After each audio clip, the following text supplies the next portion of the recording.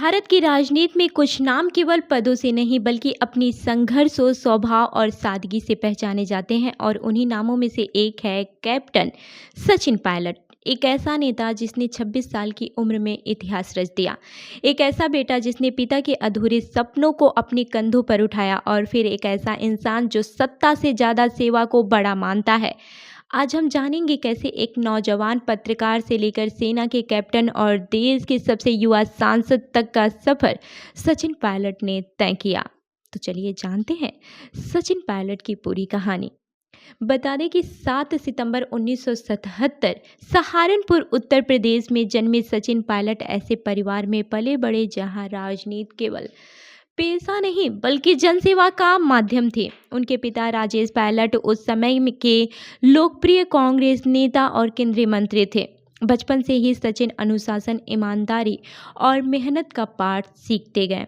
दिल्ली के एयरफोर्स बाल भारती स्कूल से पढ़ाई, फिर सेंट स्टीफन्स कॉलेज, इसके बाद IMT गाजियाबाद से PGDM और फिर अमेरिका के वार्टन स्कूल से प्रतिष्ठित MBA। शानदार शिक्षा, बेहतरीन सोच और फिर BBC और जनरल मोटर्स में काम, सब कुछ उन्हें एक वैश्विक अनुभव दे रहा था। लेकिन शायद नियति ने उनके जीवन में राजनीति पहले ही लिख दी थी। बता दें कि साल 2004 सचिन पायलट सिर्फ 26 साल के थे और तभी उन्होंने राजस्थान के दौसा लोकसभा क्षेत्र से चुनाव लड़ा और जीतकर भारत के सबसे युवा सांसद बन गए। ये केवल जीत नहीं थी बल्कि एक संदेश था कि देश का युवा अब नेतृत्व करने के लिए आगे आ चुका है। साल 2009 में उन्होंने अजमेर से भी शानदार जीत दर्ज की और संसद में रहते हुए वो गृह मामलों की समिति और नागरिक उड्डयन मंत्रालय की परामर्श समिति में सक्रिय रहे। मनमोहन सिंह सरकार ने उनके काम को पहचानते हुए इन्हें 2 बार महत्वपूर्ण मंत्रालय दिए। पहले संचार और IT मंत्रालय और फिर कॉरपोरेट अफेयर्स का स्वतंत्र प्रभार। साल 2014 में जब कांग्रेस ने उन्हें राजस्थान प्रदेश कांग्रेस कमेटी का अध्यक्ष बनाया तब प्रदेश में संगठन लगभग खत्म माना जा रहा था। लेकिन सचिन पायलट ने अपने दम पर गांव-गांव, शहर-शहर जाकर कांग्रेस को फिर से खड़ा कर दिया। साल 2018 चुनाव में उन्होंने टोंक से भारी मतों से जीत दर्ज की और उम्मीद थी कि ये युवा नेता शायद मुख्यमंत्री बनेगा, लेकिन पार्टी ने उन्हें उप मुख्यमंत्री बनाया।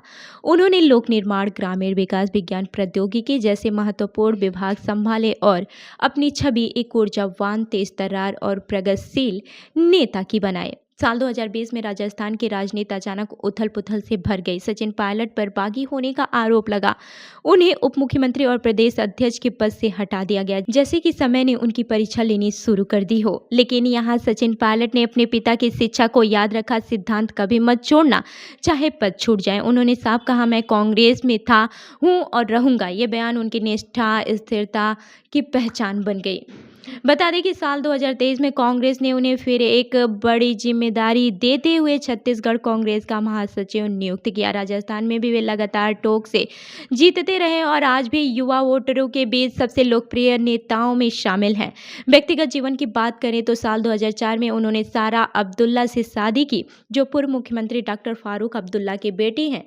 उनकी 2 बेटे हैं। साल 2023 के हलफनामे में यह सामने आया कि दोनों अब अलग हो चुके हैं, लेकिन इन सब के बीच सचिन पायलट का फोकस कभी अपनी जिम्मेदारी से नहीं हटा।